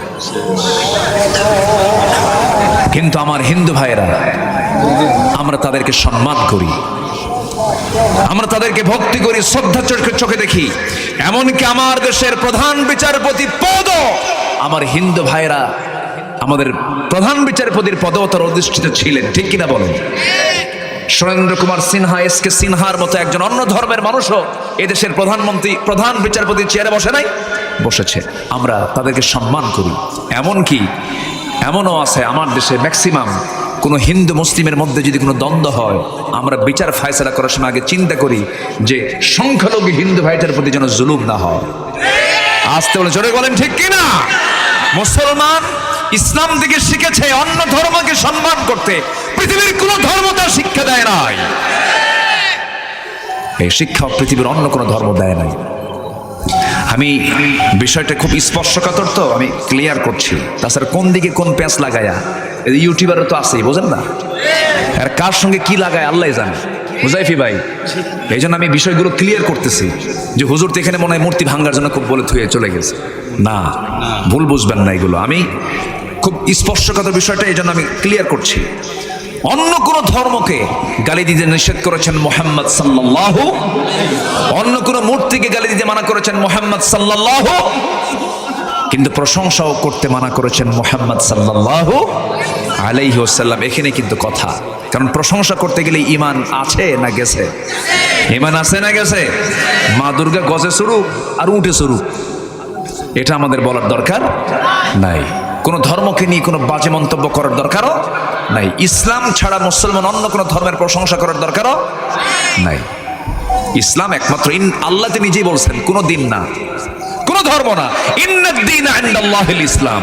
কোরআনকে প্রশ্ন করুন, যদি আপনি আমার কথাকে যদি দোষী ধরেন তাহলে আল্লাহর কথার দোষ হয়ে যাবে। এখানে আল্লাহ বলেছেন কোন ধর্ম নাই, কি ছাড়া? বলেন কি ধর্ম ছাড়া? ইন্না মানে কি? ইন্না একমাত্র, দিন ধর্ম জীবন বিধান, ইন্নাদ দীনা ইনদাল্লাহিল, আল্লাহর কাছে মনোনীত দিন একটাই, তার নাম কি? এটা আমার কথা না আল্লাহর কথা, আমার বক্তব্য না আল্লাহর বক্তব্য, তাহলে আমার তো কোনো দোষ নাই। কষ্ট পাচ্ছেন নাকি আপনারা? আমার ভাইয়েরা না, ঠিক আছে না, আসুক, তাদের ইনস্ট্রাকশন তো থাকবে, তাদের নির্দেশনা কিছু থাকবেই। আমাকে সময় দিচ্ছেন তো নাকি? বলি আলহামদুলিল্লাহ। এত সুন্দর মানুষ হয়, কোনো লোকের নড়াচড়া নেই। আলহামদুলিল্লাহ, আলহামদুলিল্লাহ বলেন। আল্লাহ তাআলা বলছেন তোমাদের জাতির পিতাকে, আরো জোরে বলেন, তার বয়স কত বছর হয়েছিল? ও মনে আছে আপনাদের? হ্যাঁ, 80। চিন্তা করেন আল্লাহ তাআলা তাকে দিয়ে এগুলো, এটা তো মানে ফুলফিল হয়নি। জাতির পিতা তো, আল্লাহ তাআলা এটাও ফুলফিল করাচ্ছেন কত বছর বয়সে? 80 বছরে। এই জন্যই তিনি হয়েছেন মিল্লাতা আবিকুম ইব্রাহিম। সব অনেকগুলো ফান্ডামেন্টাল প্রাথমিক কাজগুলো সব আল্লাহ তাআলা ইব্রাহিমকে দিয়ে করিয়েছেন। আল্লাহু আকবার বলেন। তিনি আগুন থেকে নিষ্কৃতি পেয়ে গেলেন, বউকে নিয়ে রওনা দিলেন। বউকে নিয়ে রওনা দেওয়ার মাঝে, সে সময় কোনো সন্তান ছিল না, রওনা দেওয়ার মাঝে হঠাৎ করে জালিম শাসক এসে তার বউয়ের উপরে হানা দিল। বলল তোমার এটা কে হয়? তিনি বললেন যদি বলি বউ তাহলে তো ধরে নিয়ে যাবে, এটা আমার বোন হয়। কি হয়? ইন্নামাল মুমিনুনা ইখওয়া। দৃষ্টিকোণ ঠিক আছে, কোনো সমস্যা নেই, কিন্তু উনি বলে ফেললেন কেন? যে এই জালিম থেকে যেন আমার বউটা নিরাপত্তা পায়, মানে নিরাপত্তা নিয়ে যেন আমার কাছে থাকতে পারে। কিন্তু কাম হলো না। এরপরও তারা ধরে নিয়ে গেল। ধরে নিয়ে যাওয়ার পরে ওই জালিম রাজা সারা আলাইহিস সালাতু ওয়াস সালামের চরিত্র ধ্বংস করার জন্য, নষ্ট করার জন্য তার দিকে হাত বাড়ায়। হাত পা অবশ হয়ে যায়, পারে না। সে সম্পূর্ণ অবশ হয়ে যায়, বারবার চেষ্টা করে, কয়েকদিন ধরে পারে না। জেনার কাজে লিপ্ত হতে চায়, সে যখন ব্যর্থ হয়ে যায়, সেই জালিম রাজা বলে ফেললো, ও মহিলা, তোমার সঙ্গে আমি যেমন ব্যর্থ হয়ে গেলাম, আমার দরবার আরেকটা মহিলা আছে। এই মহিলাটাও আমি যখন তার সামনে চলে যাই তখন আমার হাত পা অবশ হয়ে যায়, আমি আর তার সঙ্গে কোনো জেনার কাজে লিপ্ত হতে পারি না। আমি সেই মহিলা দিয়ে আমি কি করব? তুমি যেহেতু চলে যাচ্ছ, এই মহিলাকেও তোমার সঙ্গে দিয়ে দিলাম। তার নাম হলো হাজেরা। তার নাম কি? হাজেরা আলাইহিস সালাতু ওয়াস সালাম সারাকে টেনে নিয়ে চলে গিয়ে আল্লাহর পয়গম্বর ইব্রাহিম আলাইহিস সালামকে বললেন, ও আমার স্বামী, শুধু আমি একা আসি নাই, আমি আরেকজন মহিলাকে সাথে আনলাম। আল্লাহু আকবার বলেন। বিয়ে করে নিলেন ইব্রাহিম আলাইহিস সালাতু ওয়াস সালাম। হাজেরার পেটে আল্লাহ তাআলা প্রথম সন্তানটা দিয়ে দিলেন। একটা দুইটা পরীক্ষা নয়, আগুন থেকে বেঁচে যাওয়ার পরীক্ষায় তিনি পাশ হয়ে গেলেন, আগুন থেকে নিষ্কৃতি পেয়ে গেলেন। এবার পারিবারিক পরীক্ষার মধ্যে পড়ে গেলেন। সন্তান হলো 80 বছরে। কত বছরে বলেন? 80 বছরে। হাজেরার গর্ভে যখন সন্তান চলে এলো, সঙ্গে সঙ্গে আল্লাহ বললেন, যাও কাবার পাশে তাকে, ওই মহিলাকে রেখে আসো, হাজেরাকে রেখে আসো।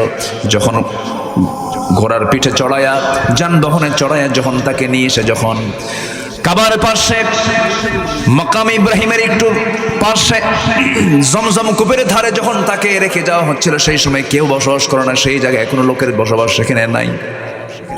রেখে যাওয়ার সময় শুধু বললেন, ও হাজেরা, তোমাকে এই জায়গায় থাকতে হবে। আল্লাহর নির্দেশনা পেয়েছেন নাকি? হ্যাঁ, আল্লাহর নির্দেশনা আসছে। সঙ্গে সঙ্গে হাজেরাও কম না, যেমন স্বামী তেমন স্ত্রী, যেমন বান্দা তেমন বান্দি। তিনি বললেন, আল্লাহর যদি নির্দেশনা থাকে, চুল পরিমাণ কোন আপত্তি আমার মুখ থেকে বের হবে না। এখন হাজিরা দৌড়াদৌড়ি করে কিনা বলেন? ইন্নাস সাফা ওয়াল মারওয়াতা মিন শাআইরিল্লাহ। সূরার নাম কি? আজকে সূরার নাম কি বলেন? সূরা হজ। হজ থেকে তো কিছু কথা তো আসতে হবে তো, তাই না? আমার ভাই আলোচনা আজকে আমার চিন্তা করে দিছে প্রথমে। আমার বন্ধুগণ, ওই যে সাফা মারওয়ার মাঝে সাই করে, একটা জায়গা আছে সেখানে রমল করে। রমল কি করে? রমল করে একটু দৌড়ায়। ওই দৌড়ানটা দিয়েছেন হলো হাজরা আলাইহিস সালাতু ওয়াস সালাম। এই দৌড়ানটার মূল শুরু করেছেন হাজরা আলাইহিস সালাতু ওয়াস সালাম। একবার না দুবার না, সাফা থেকে মারওয়া পর্যন্ত 7 বার দৌড়াদৌড়ি করেন, পানির জন্য ছটফট করেন। হাজরা আলাইহিস সালাতু ওয়াস সালাম সন্তানকে যখন ডেলিভারি করলেন, পৃথিবীর কোনো মানুষ নাই, সন্তান ডেলিভারি হয়ে গেছে, পানির জন্য ছটফট করতেছেন, পানি পাচ্ছেন না, দৌড়াদৌড়ি করছেন, পানি কোথাও কোনো খোঁজ পাওয়া যাচ্ছে না। কিয়ামত পর্যন্ত এই পানি আল্লাহ তাআলা বান্দার জন্য ওষুধ আকারে দিয়ে দিয়েছে। গোটা দুনিয়ার মানুষ খায় এটা খায়, এটা পান করে না, এটা খায়। আসলে এটা খাদ্য, এটা হলো পানীয়। এটা কি? এটা পানি, এটা পান করা হয়। কিন্তু জমজম হচ্ছে খাদ্য। জমজমে শরাবও আছে, এখানে খাবারও আছে। কারণ পৃথিবীর সকল পানিতে যত ক্যালসিয়াম, ম্যাগনেসিয়াম, পটাশিয়াম আছে, তারা চাইতে ডাবল ম্যাগনেসিয়াম, পটাশিয়াম আল্লাহ তাআলা জমজম পানিতে রেখে দিয়েছেন। জমজম পানি দিয়া আর আজওয়া খেজুর দিয়া মৃত্যু ছাড়া সমস্ত রোগের কাজ আল্লাহ তাআলা করে দেন। জোরে কোন সুবহানাল্লাহ। বহু ক্যান্সারের রোগী ভালো হয়ে গেছে, বহু জটিল রোগী ভালো হয়ে গেছে। জমজম কুবের পানি, সব পানি পান করতে হয় বসে বসে। কিন্তু আমার নবী জমজম কুবের পানি পান করতে বলেছেন বসে বসে না, দাঁড়িয়ে দাঁড়িয়ে। আল্লাহুম্মা ইন্নী আসআলুকা ইলমান নাফিআ ওয়া রিজকান ওয়াসিআ ওয়া শিফাআন মিন কুল্লি দাইন। আল্লাহু আকবার। আমার ভাইয়েরা, এই জন্য যদি কোনো মানুষ জটিলতায় যদি পড়ে যান, এখানে যারা বসে আছেন এই কথাগুলো জানিয়ে দিবেন, জটিল রোগীকে জানিয়ে দিবেন। সূরা ফাতিহা পড়বে, সূরা ফালাক নাস পড়বে, সূরা ইখলাস পড়বে। এরপরে যদি কেউ যদি বানের মধ্যে পড়ে যায়, কোনো কুফরি কালামের মধ্যে পড়ে যায়, আজওয়া খেজুর যদি 7 দিন ধরে যদি 7টা করে সকালবেলা খায়, আল্লাহ রাব্বুল আলামিন বড় ধরনের সমস্ত কুফরি কালাম থেকে সেই বান্দাকে নাজাত দিয়ে দেন। আজওয়া খেজুর লাগিয়েছেন মুহাম্মদ সাল্লাল্লাহু আলাইহি ওয়াসাল্লাম। জমজম কুবের পানি, ওই যে ফোয়ারা শুরু হলো, হাজরা আলাইহিস সালাতু ওয়াস সালাম সন্তানকে নিয়ে সেই জায়গা থেকে পানি পেলেন। সেখানে একটা জনমানবহীন এলাকা ছিল, সেখানে বসতি গড়ে উঠলো। ইসমাঈল আলাইহিস সালাতু ওয়াস সালাম যখন ধীরে ধীরে বড় হতে লাগলো, বুড়া বয়সের সন্তান। কি বয়সের সন্তান? বুড়া বয়সের সন্তান। ইসমাঈল আলাইহিস সালাতু ওয়াস সালামকে কোলের মধ্যে নিয়ে খেলেন, আদর করেন। আল্লাহ তাআলা আবার ওই সারার পেটে আগের যে বড় বউটা ছিল, আল্লাহ তাআলা তার পেটেও সন্তান দিয়েছেন। আল্লাহ তাআলা সব দিক দিয়ে ভরায় দিয়েছেন বুড়া বয়সে। আল্লাহ তাআলা পারেন কি পারেন না বলেন? আল্লাহ তাআলা আদমকে পিতা মাতা ছাড়া পয়দা করেছেন, ঈসা আলাইহিস সালাতু ওয়াস সালামকে বাপ ছাড়া পয়দা করেছেন। সে আল্লাহ কি বুড়া বয়সে সন্তানের বাপ বানাতে পারেন না? আসলে পারেন না? পারেন।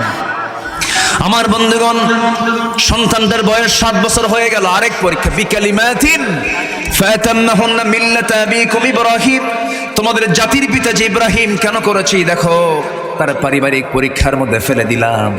কুল ইন কানা আবাউকুম ওয়া আবনাউকুম ওয়া ইখওয়ানুকুম ওয়া আজওয়াজুকুম ওয়া আশীরাতুকুম ওয়া আমওয়ালুন ইকতারাফতুমুহা ওয়া তিজারাতুন তাখশাউনা কাসাদাহা ওয়া মাসাকিন তারদাউনাহা হাব্বা ইলাইকুম মিনাল্লাহি ওয়া রাসূলিহি ওয়া জিহাদিন ফি সাবিলিহি। জোরে বলি আল্লাহু আকবার।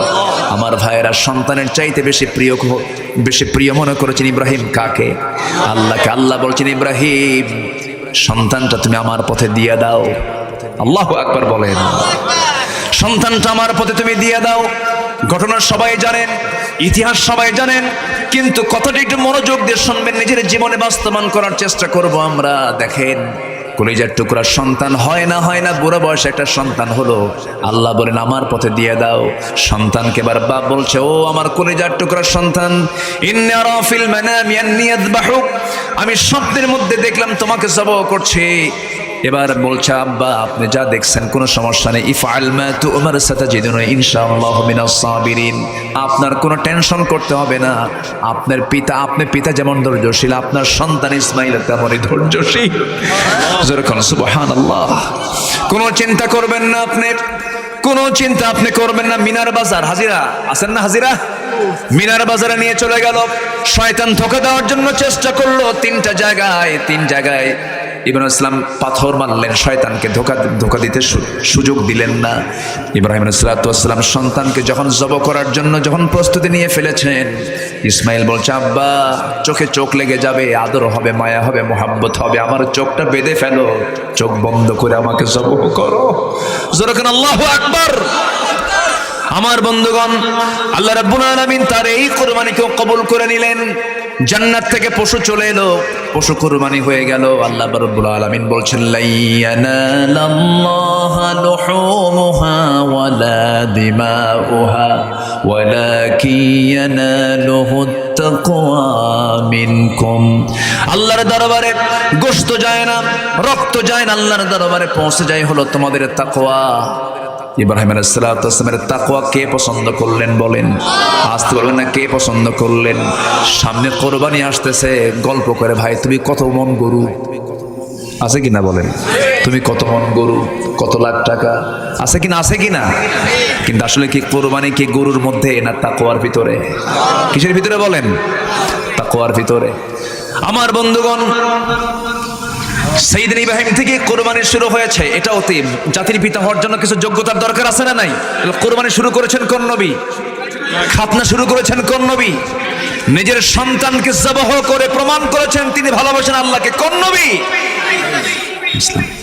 সকল শিরকের বিরুদ্ধে সংগ্রাম করে আগুনে পর্যন্ত নিক্ষিপ্ত হয়েছেন কোন নবী? قال إني جاعلك للناس إماما ملة أبيكم ইব্রাহিম। তার নামটা এখনো কত সম্মান দিয়ে রাখে। এমন কি আমেরিকার একজন প্রেসিডেন্টের নাম আছে আব্রাহাম লিঙ্কন, আছে না নাই বলেন? আব্রাহাম আছে, ইহুদ আছে, তারপরে ডেভিড বেখাম, দাউদ নামটা আছে, মালয়েশিয়ার প্রধান। হ্যাঁ, এরকম করে বহু নবীর নাম খ্রিস্টানরাও রাখে। কিন্তু খ্রিস্টানরা, ইহুদিরা কিন্তু মোহাব্বত করে কিন্তু ফেরাউন নাম রাখে না। রাখে ওরাও রাখে না। মুসলমান তো রাখবেই না। কোন ইহুদি খ্রিস্টান অন্য ধর্মের মানুষও ফেরাউন নাম রাখে না, নমরুদ নাম রাখে না, কারণ তারা ছিল জালিম, খুনি, মানবতা ধ্বংসকারী। ঠিক কিনা? মানবতা ধ্বংসকারী।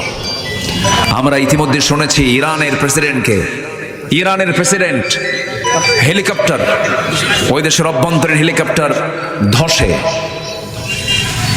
মারা গেছে, প্রেসিডেন্ট সহ, পররাষ্ট্রমন্ত্রী সহ প্রায় 10 জন উচ্চপদস্থ কর্মকর্তা সহ সেখানে তারা নিহত হয়েছেন।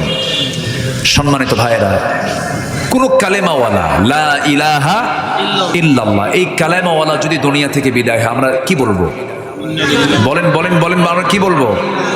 এই ইসরায়েলে প্রথম হামলা করেছে এবার কারা? বলেন, কারা করেছে বলেন? ইরান জবাব দিয়েছে, মুসলমান জবাব দিয়েছে। মুসলমানদের মধ্যে এরাই এগিয়ে এসেছে যারা ফতোয়া দেয়, তারা জবাব দিতে পারে না, খালি ফতোয়াই দেয়। আমার দেশে আহলে সুন্নাত ওয়াল জামাতের নাম ধরে বহু মুশরিক আছে না নাই? আছে না? বহু মুশরিক আছে কিনা বলেন? আহলে সুন্নাত ওয়াল জামাতের পরিচয় দিয়ে বহু মুশরিক কিন্তু আমার দেশে আছে। কবর পূজা করে, মাজার পূজা করে, আছে না নাই? আছে। শিয়াদের ভিতরে, হ্যাঁ, শিয়াদের মধ্যে অনেক সমস্যা, অনেক প্রবলেম আছে, আমরা জানি। কিন্তু আমেরিকা সুলাইমান কাসেমিকে যে হত্যা করেছিল, আমেরিকা শিয়া মনে করে না মুসলমান মনে করে? বলেন কি মনে করে? বলেন কি মনে করে? নিজেদের ভিতরে দ্বন্দ্বগুলো যত বাড়াবেন আপনি তত বিপদে পড়ে যাবেন। নিজেদের দ্বন্দ্বের দূরত্ব কমেই আমরা ভ্রাতৃত্বের বন্ধনে আবদ্ধ হয়ে যাই। এক কালেমার পতাকা তোলা আমরা আবদ্ধ হয়ে বাতিল শক্তির মোকাবেলার প্রস্তুতি নিয়ে ফেলি। মুসলমান সাহায্য করবেন কে? সাহায্য করবেন? আল্লাহ তুমি সবাইকে বোঝার তৌফিক দাও। আমি তো বললাম আজকে এই নিহতের কথা, কালকে যে মিডিয়া কি করবে আল্লাহ জানে। হুজুর শিয়ার পক্ষে মত দিলেন, আমি এটা বলি না। আমাদের এই দ্বন্দ্ব দূর করার দরকার আছে না নাই বলেন?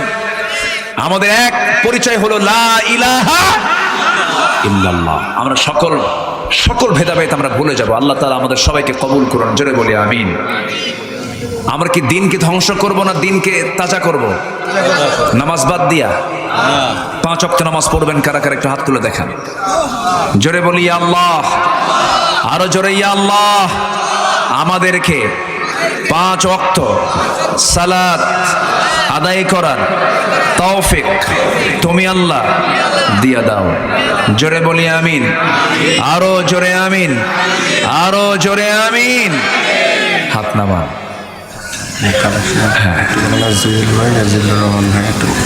ঠিক আছে, আমাকে মনির ভাই না, আলহামদুলিল্লাহ ফজর পর্যন্ত থাকতে রাজি আছেন আপনারা? ফজর আল্লাহ, কি জানাজা সহ নাকি? বসেন সবাই, সবাই বসেন, একটু বসেন। আর বলতেছেন আবার যাচ্ছেন কেন ভাই? ও ভাই বসেন।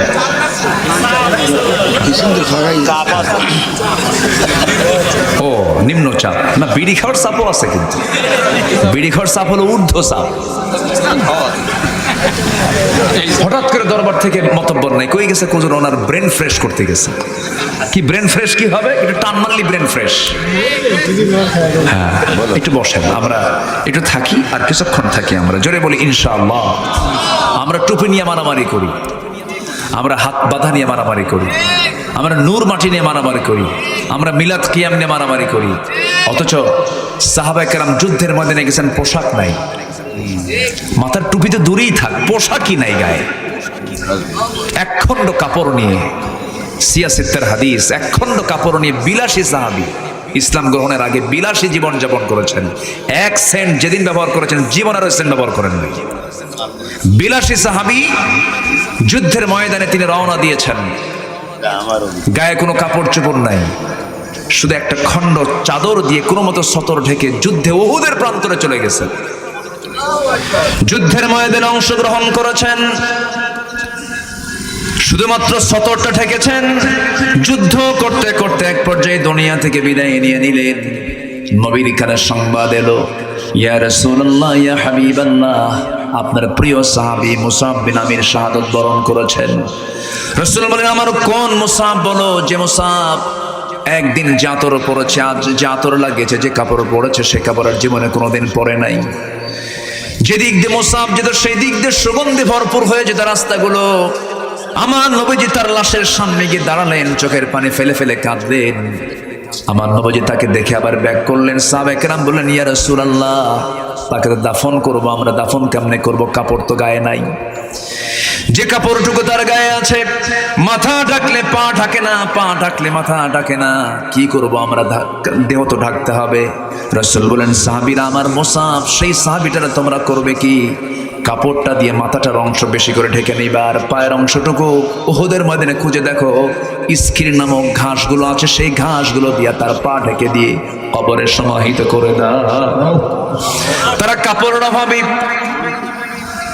দিন প্রতিষ্ঠার সংগ্রামে অংশগ্রহণ করেছেন, কাপড়ই পান নাই। আজকে আমাদের জুব্বা নিয়ে মারামারি, পাঞ্জাবি নিয়ে মারামারি, দাড়ি টুপি নিয়ে মারামারি, মূল কাজে আমাদের হাত নাই। হারাম কাজের ব্যাপারে আমরা কিছু বলি না, মদের বোতল নিয়ে আমরা কিছু বলি না, সুদের কারবার নিয়ে আমরা কিছু বলি না, জেনার ব্যাপারে আমরা কোনো কথা বলি না। আমার বন্ধুগণ, হারামকে যদি কোনো বান্দা জীবন থেকে মাইনাস করতে পারে, এটাই সবচেয়ে বড় জিহাদ। হারামকে আমরা বর্জন করব, হালালকে আমরা ধরবো। হারামকে আমরা মাইনাস বলে হালালকে আমরা প্লাস বলবো, হালাল ভিত্তিক জীবন যাপন করবো। এক সাহাবী বলেন, ইয়া রাসূলুল্লাহ, আমাকে কিছু আমল দিয়ে দেন, আমি জান্নাত পেতে চাই। আমি কোন আমল করলে জান্নাত পাবো? আমার রাসূল বললেন, ও সাহাবী, তুমি কি কাজ করতে পছন্দ করো বলো তো, তোমার আমলগুলো আমি শুনি। সঙ্গে সঙ্গে তিনি বলছেন, ইদা সাল্লাইতুল মাকতুবাত ওয়া সুমতু রমাদান ওয়া হালালতুল হালাল ওয়া হারামতুল হারাম ওয়া লাম আযিদ আলা যালিকা শাইআন আদখুলুল জান্নাতা ইয়া রাসূলুল্লাহ। রাসূল বললেন, সাহাবী, তুমি কি করতে চাও বলো? তিনি বলছেন, হুজুর, আমি যদি 5 ওয়াক্ত নামাজ পড়ি, রমজান মাসে রোজা রাখি, এবং হালালকে হালাল জেনে হালাল জীবন গ্রহণ করি, হারামকে হারাম জেনে হারাম জীবনকে বর্জন করি, আমি কি জান্নাত পাবো নাকি? রাসূল বলেন, সাহাবীরা চেয়ে দেখো, এই সাহাবীটা নিশ্চিত জান্নাতের মেহমান। জোরে বলি সুবহানাল্লাহ। এই জন্য আমার ভাইয়ের এই কাজগুলো আমরা করবো, আল্লাহ কবুল করুন। জোরে বলি আমিন। নিজের স্ত্রী, পরিবার, পরিজনকে পর্দার মধ্যে রাখবো, পরিবারকে সামলাবো, সন্তানদেরকে সামলাবো।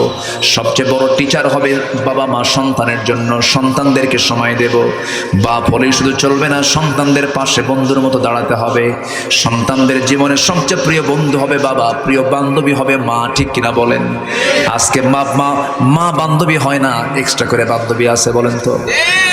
মার সঙ্গে সম্পর্ক বেশি না বান্ধবীদের সঙ্গে সম্পর্ক বেশি? খেয়াল করতে হবে, প্রত্যেক পরিবারকে সচেতন হতে হবে, নিজের পরিবার যেন নষ্ট না হয়ে যায় এই দিকে খেয়াল করতে হবে। আল্লাহ তাআলা তুমি সবাইকে সুন্দর পরিবার গড়ার তৌফিক সবাইকে তুমি আল্লাহ দিয়ে দাও। জোরে বলি আল্লাহুম্মা আমিন।